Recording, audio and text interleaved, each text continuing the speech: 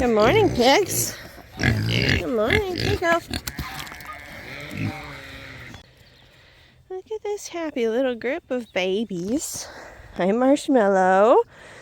We moved Marshmallow and Little Man out with the other sheeps. They're both weaned. They don't think so, though. They're heckin' mad about it. But we've got the feeder lambs separated from their moms. I've got some scrawny looking moms. So I said we need to get the babies out of here. And so they're up here being big kids. Yeah. And they all look great. I'm really happy with this. This is all 8 to 10 week olds. High percentage East Frisian lambs. So I'm happy with this. I think they look good. Yeah. Grass is nice and green. My baling twine is falling apart. This time of year, when it's last year's hay, the baling twine starts breaking, being a little less reliable. But as you can see, we are almost to pasture time. A couple more warm days, sunny days, this grass will take right off. This is kind of a temporary pasture for them. I will use it to rotate them probably, unless I use it for more garden, because all this fencing's coming down and basically this whole area is going to be garden. We still have a lot of cleanup to do around here. It's very slow going. I apologize. You guys are going to see a lot of mess this spring because we just have a lot of moving around, destruction, cleanup, all that stuff to do. But this is all going to be pasture, all of it. Rotational pasture for the sheep. This summer, we're just waiting for the grass to hit about 6 to 8 inches tall, and then everybody can go on pasture. Little Man is doing okay. He's still really scrawny, and he kind of looks sickly, but boy, oh boy, he's hanging on, man. He's a survivor. I don't know how well he's going to grow. He might just end up in our freezer instead of the sale freezer, but he survived the worst of it. Lost his mommy. You guys can find that video a few videos back. He lost his mom. That was a terrible lambing. And then he got like just a little bit of pneumonia. Came out of that on his own. He's just a little scrawny, as you can tell, but he's doing all right. He's a good portion younger than everybody else. So it's not like he's like super malnourished. He's actually quite a bit younger than everyone else. It's a little chilly out today, but we are back into warmer weather. For our friends down south, you're gonna laugh at me when I say this, but we've been really happy because we've been hitting almost 60 degrees a few days this week. One day we were almost up at 70, which is crazy, but I'm more than grateful to have our temperatures in the 50s because this like cold weather and gloomy weather absolutely sucks. Now the sun isn't out today, so that's a bummer because that sunshine has been really awesome for my mental health and my motivation to get stuff done. But the sun was out yesterday, so we'll run off of that, and I'm gonna get some farmyard stuff cleaned up. So the only thing left that I have to do in their pen is, those are the bottle lambs. They're like, you're leaving me, come back, I'll die without you. They don't know they're sheep. So the things that I have left to do in their pen is I need to get them a water bucket that they can reach because they can't really reach the big one that's in there, and I need to get them a bucket of minerals, so I'm gonna do that. Hey you guys, it is the next day. The sun's back, as you can see, and I need to start some kind of late tomatoes and peppers because the ones I started originally are not thriving. I don't know if it's because I used I accidentally ordered a soil that wasn't like real great for seed starting. It was kind of had like even like some wood chips mixed into it. Just not what I would have preferred to use, but I was trying to get them started, so I did it anyways. They're not thriving. I don't really know why. I did just fertilize them today, so hopefully that helps, because that's a real issue. Because I did start those ones on time, but they're so tiny because of whatever is going on. So I've got some more soil. I've got some fertilizer that I'm going to mix in with the soil to give these seeds like a real boost, because we're kind of behind now. I'm not so behind that it's like not going to work. I wouldn't be doing this if I didn't think it would, you know, end up with me having some produce.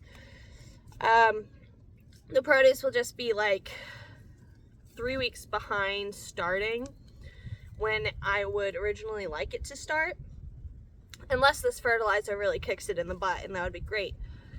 But it's only a struggle here because our growing season is already so short.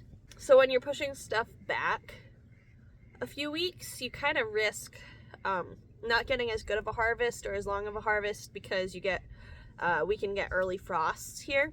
But even if I only get like 4 weeks of harvest out of these tomatoes that I'm planting today, totally worth it, 100%. So I'm gonna go ahead and get them started with some actual seed starting soil and some tomato specific fertilizer to really give them a head start. This is not the brand that I usually buy. I usually buy Coast of Maine seed starting soil or potting soil. It is fantastic stuff. It's organic certified. It's really awesome stuff. Plants grow great in it. It is what we used for Kingston's pumpkins, and they're freaking huge. So Coast of Maine is my favorite. If you can get it near you, I highly recommend giving it a shot. I did not have time to go to a local store that has Coast of Maine on hand. Next year we'll be carrying it here, so that won't be a problem at all. But I needed to order this in with my grocery order, so this is what we're doing. You don't want to put yourself in the type of position that you are choosing to not do something completely just because of like minor inconveniences, like a soil brand that you may not want to support. Say Miracle Grows all you have close to you, you want to start some seeds. Is it the best option? Not really, but I would rather see you grow a garden and try producing some of your own food than see you not do it at all just because you can't get like the ideal local organic seed starting soil. So I'm gonna dump this into here, to my bucket. It's much easier to start seeds outside or in a greenhouse than it is to start them in your house, because the soil is like glitter. It just gets everywhere and all over everything. I'm using a rock to cut open my bags because I forgot a knife inside.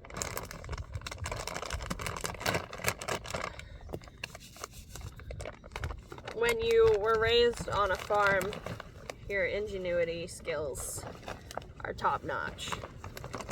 You gotta figure stuff out. That just took me so long to find everything. I grabbed some cilantro seeds out of my store. I might be a little late to start cilantro. Maybe I can get some before it gets too warm out.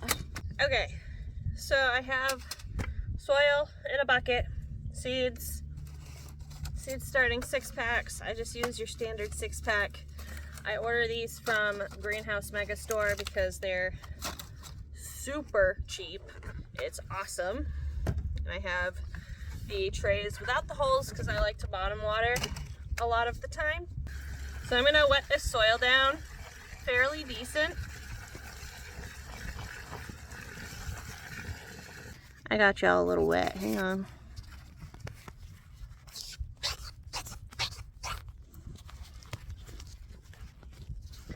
You guys will notice I have gloves on. I have a thing with the texture of dirt. It drives me absolute bonkers. It's the same reason that I absolutely hate the beach. It's because of the sand. So I wear gloves when I garden. That May come as a shock considering I am a born and bred farm girl. And I can, in fact, pick up things like manure with my bare hands, and it doesn't bother me at all. Dirt, though, don't like dirt. I don't like the feeling of it on my hands. I don't like the feeling of it in my fingernails. Just not a fan.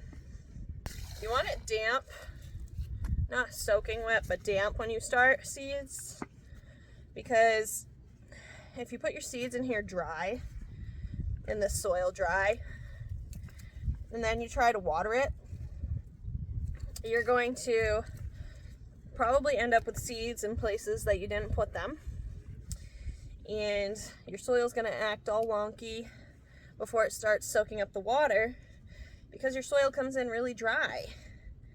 So it needs a chance to work that water a bit, and that will help you out a lot. So it's kind of sticking together. You see that? It's not sopping wet, but it's holding its form when I squeeze it. So we're gonna call that good. I think this is our last night in the 30s. Really exciting. And it's gonna be like 38.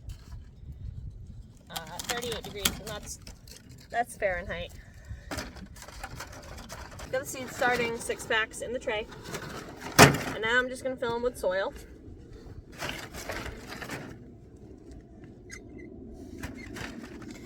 This is the part that makes doing it outside or in a greenhouse way less messy, because you're gonna get dirt everywhere while you're filling these. It's inevitable.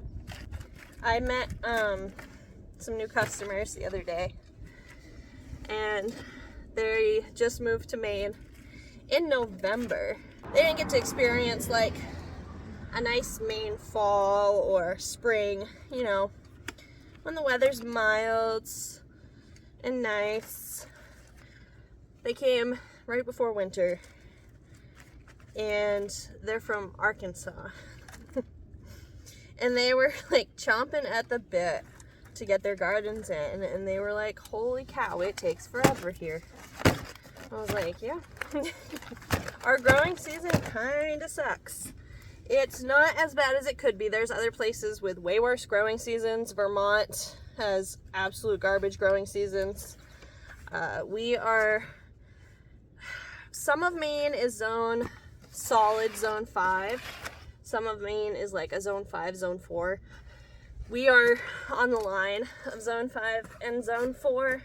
So our garden season is very unpredictable right where we're located. So don't be like me. Don't do all this work and then not mark your seeds. I am the worst at marking my seeds and what plant is what. So terrible at it, and then I regret it every year because I want to know, you know, it's exciting. So then I just tap this so the soil can settle in, and you can see if you need to put any more in there. Oh, you know what I didn't do? I didn't mix in any fertilizer. I'll just sprinkle the fertilizer on top. That's totally fine. I was gonna mix the fertilizer in with the soil. That's not something I usually do.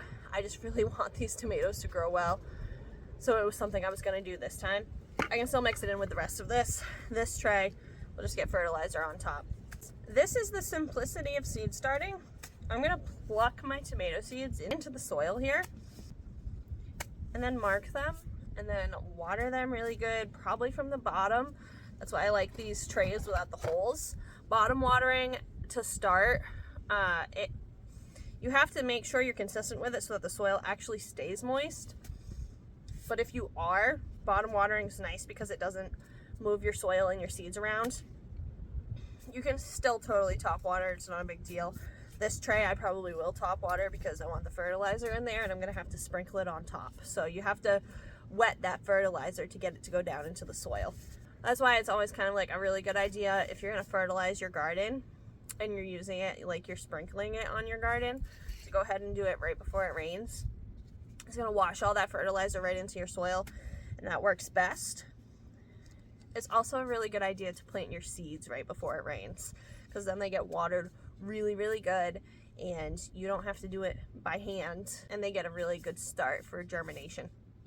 So I'm gonna finish planting these tomato seeds, and fingers crossed that they grow how I need them to before the growing season. I'm probably gonna end up buying a few started tomato plants at our plant sale in a couple of weeks that we're having here at the farm, just to get me some early tomatoes for customers this summer. But late tomato season, not a big deal. I think these will do just fine. Like I said, in 6 weeks, it just puts us at the end of May, which is kind of barely into our season. Sometimes we still get like hail and a nasty frost in May. Fingers crossed, man. Fingers crossed that doesn't happen. But yeah, that's kind of just still the beginning of our season, so I'm not really that worried about it. So I'm gonna get these started, and thank you guys for coming along with me and watching this video. You can see daily content, like multiple times a day, if you find our Facebook page, which is called Wicked Quail and Pork. We do a lot of chit-chatting and posting on the Facebook page throughout the entirety of the day, so you can see a lot more content there. We will chat soon, guys. Happy homesteading and happy gardening.